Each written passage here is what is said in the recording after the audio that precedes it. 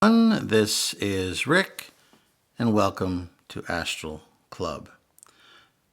False awakenings and astral projection. Before we get into it, just want to mention Patreon. If you'd like to support the channel, you can do so.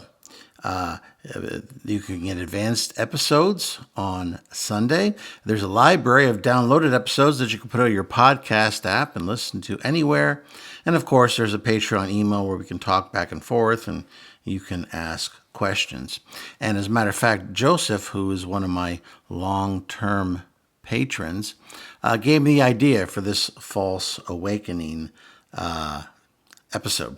And I also want to thank Yellow Minnow, who is a new patron as an Astral Scout. So thank you very much, Yellow Minnow, and everyone else who's a patron on Patreon. And if you're interested, there's a link in the description. Lastly, private lessons.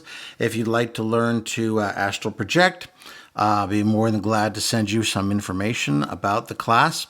All you have to do is look in the description and find the email and send me an email to that address asking for some information on private lessons. Okay, one of the things that I could have discussed in a recent episode when I was talking about some of the reasons that people dismiss their astral projection experiences, and I went into a lot of different things and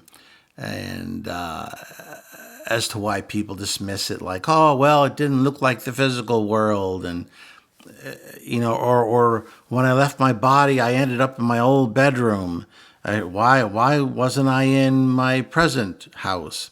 So I addressed a lot of this stuff, and I also addressed recently some ways to avoid becoming stuck in the lower astral once you pass on. But false awakenings is something that really anybody who astral projects for any length of time is going to encounter, especially if you are someone who is newer and is used to recording your experiences as soon as you get back to your physical body, which I recommend and have always recommended, especially for new people.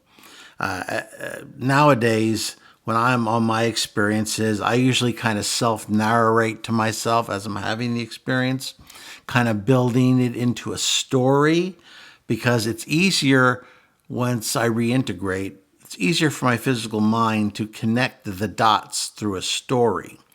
And at this point in time, I've trained myself now. I don't need to do what I used to do. I mean, when I was a kid, as soon as I would get up, as soon as I would return to my body, I'd get up and write down my experience on a kid's yellow tablet with blue lines.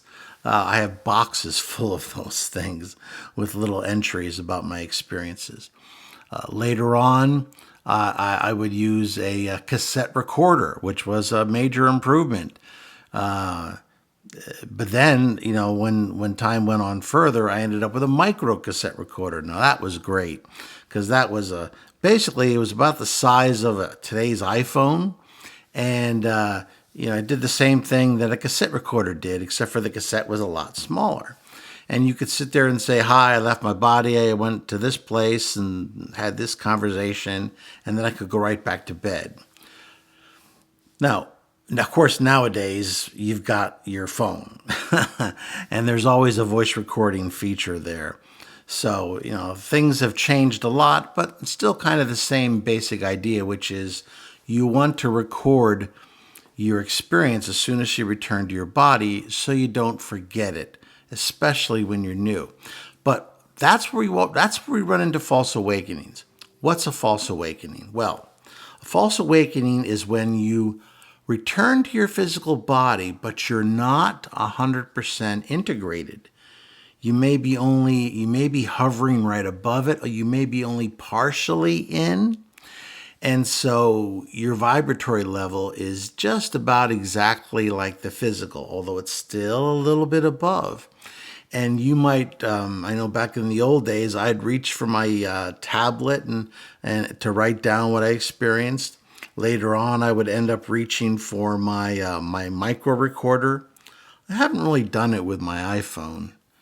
Maybe it's just because I've just done so many at this point.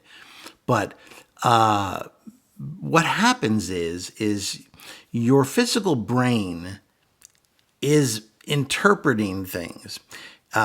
It senses that you're back in the body. So it's telling you you're back in the body. And since you are so close to the physical, it's easy to be deceived. So what you're doing essentially is you're writing an experience into the astral version of that physical tablet, or you're reading it into, my micro recorder from the old days, or perhaps you read it into your phone and you did, but when you got up in the morning, there was nothing recorded.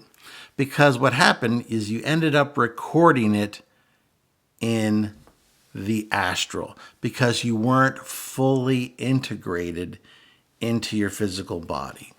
How can you tell you're having a false awakening? Generally, you can't.